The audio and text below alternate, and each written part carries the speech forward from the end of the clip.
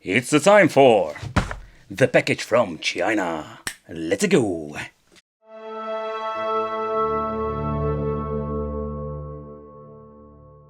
Guys, welcome back to the channel. It's awesome that you're tuning in, because in this video we're going to take a close look at the B-Link, the GT King. The King has returned in number 2. In this video it's going to be quite a bumpy ride, because it's absolutely like a mix of, let's say, good and bad things when it comes to the new GT King.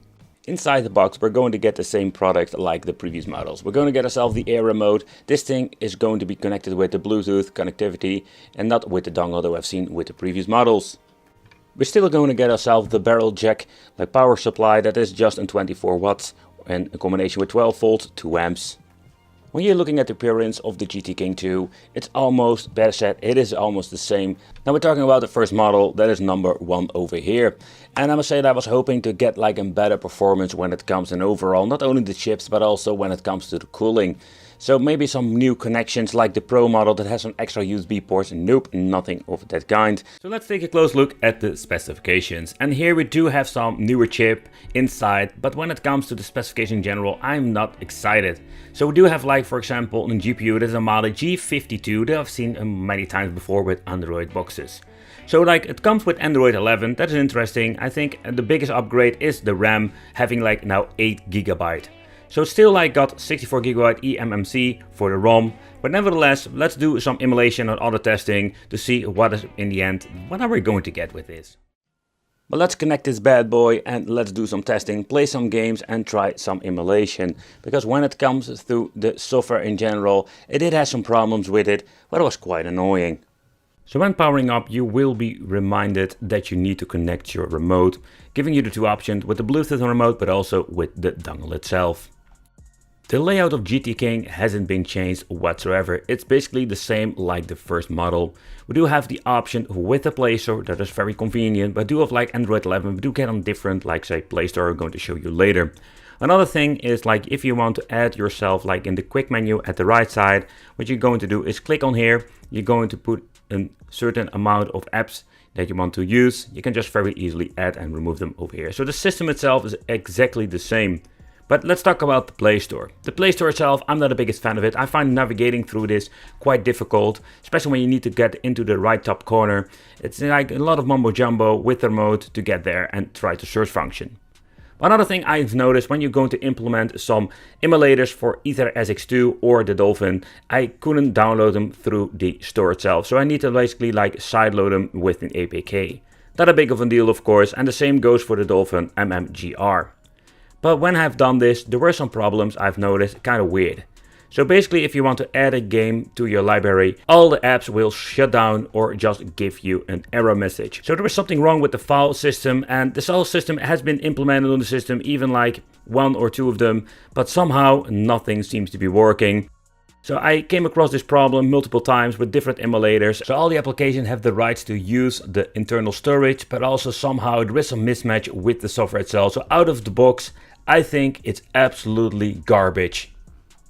I did manage to get some emulators to run just to benchmark. That's the thing that I wanted to see here. What can we actually play on this? So here I will give you like a quick overview. It's like a lot of mumbo jumbo setting it up. I will make like a separate video if you want to do like a full tutorial how you need to get PlayStation, Dreamcast and all the other stuff on your Android box working. For PlayStation 1, the first test I wanted to do is see if we can play this game in 2 times the resolution. Because that would be like a very cool thing to do on the box. But already you can see like it dips up to 40-50 frames per second in the character selection screen. And unfortunately, when playing the game, it's not going to be any better. With this new GT King, I was hoping to get better performance overall when it comes to PlayStation 1, because we do have so many ways to play in original resolution. And in my opinion, this is not really like unplayable, but there's not the experience you want to have. So I went back to the menu, I just went to the video preference and just basically set it back to 1. And what you will see is that the game runs way better now. But for the people who have no idea what I'm talking about basically, so when you're looking at the previous GT Kings and all the other Android boxes, you can play PlayStation 1 on the original resolution without any problems nowadays. And I mean like the S905, X3 and some other ones like run the PlayStation 1 pretty damn good. And unfortunately with the GT King I was hoping to get a better performance with this chip. But let's get into the Sega Dreamcast, and here we get the same performance like the previous models. With the Dream Emulator in combination with Full HD, we do have like an amazing performance with some marvelous Capcom or Soul Calibur. But let's get into the PlayStation Portable, because that's basically the most demanding that we can run on this system. So I wanted to start out with Wipeout Fusion, one of my favorite games to test and play. So without any frame skipping, you can play up to 61 FPS, but I've noticed when you're going to, let's say, get into wild action with some shooting and explosions, you will see the frames absolutely dip into the 50s sometimes. Unfortunately, something that is unavoidable because the chip itself is not just powerful enough.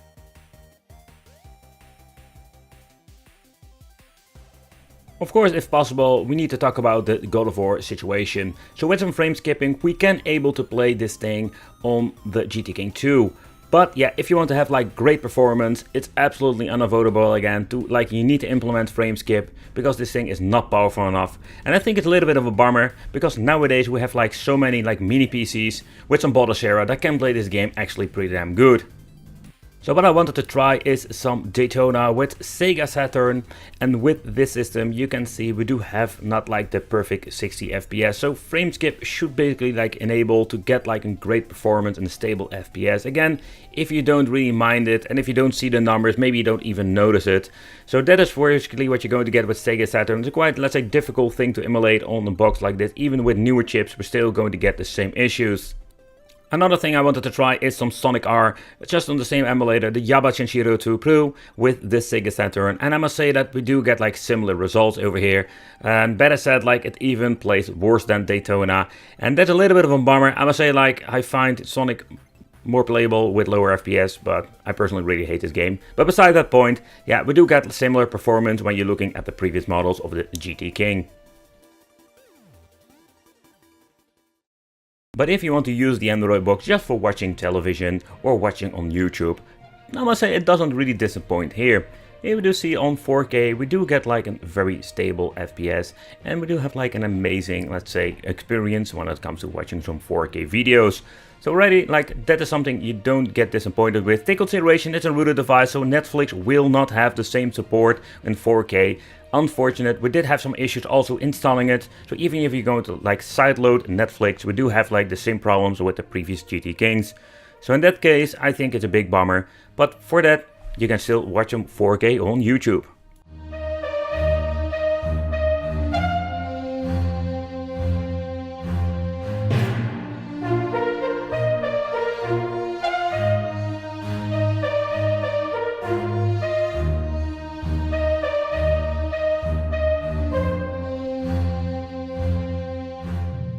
So let's do a quick teardown with the GT King. I just wanted to show you what is in the inside. The construction itself, it's very basic. It's just a plastic plate that click together. I personally really hate this rubber compound plastic because it's going to get sticky over time. It's just a fact. The part of the PCB, what you can see over here, has been mounted with 4 screws. So far I can see quickly. Yep. So let's get myself a screwdriver and let's remove those. It's going to be quite messy. So basically I'm having this thermal material remover, and that thing that I want to do is like basically make it wet so we can just remove it fairly easy, and that is something that we finally did. Alright, so I scrubbed it all off. Let's get a cleaning cloth and let's clean it up. So when the 4 screws have been removed, you can very easily like lift the board out. And let's take a close look at the cooling, what they implemented in this. Let's see if I can get it out, because it will struggle a little bit. Another thing I find interesting, you do have like a battery in here. I don't recall that it had like in the previous models, but let's be very gentle. You can see the wire for the Wi-Fi connectivity is on here. So this is basically the construction they made in the inside. We do get this gigantic metal plate that is for cooling, trying to basically get rid of the heat of the GPU and the CPU, GPU, or the chip itself. The PCB, yeah, the construction, I should like do a side-by-side comparison maybe in the future, so we can see the side-by-side comparison, what they did, what they changed out, did they do any some different layouts. But there was nothing, yeah, there was nothing much to see over here. So what they did do is like over here putting for the Wi-Fi connectivity on the top, so we have like the best connection. This cable over here is just for connecting the light up eyes. I must say that I think it's pretty damn cool that they still have this function. And let's see if we can remove it very gently. It looks like it's clicked on here. There we go. Alright, so here we have like an extra piece of metal. Let's be very careful with that. So here we have like the chip. I think it's still within thermo. Oh man, like different kind of material they're using. It's already like very kind of different material. It's not like your typical pad they're using here. You can see like it crumbles already. Seeing they released the GT King 2, I was excited just to see there was something new. Finally a new King has arrived. But unfortunately, when you're looking at the performance and the overall experience, I am disappointed. Not only the build quality, not only like the heat that the thing produces, like the cooling is the same, this plastic fantastic case, there is nothing like say special about it. Yeah, let me know in the comments what you think of the GT King 2. I think you can still use your old one because the jump up is like so minor. No, and not even to talk about the software. Maybe in the future they will fix the software in combination with some MUL so we can have more like option with this.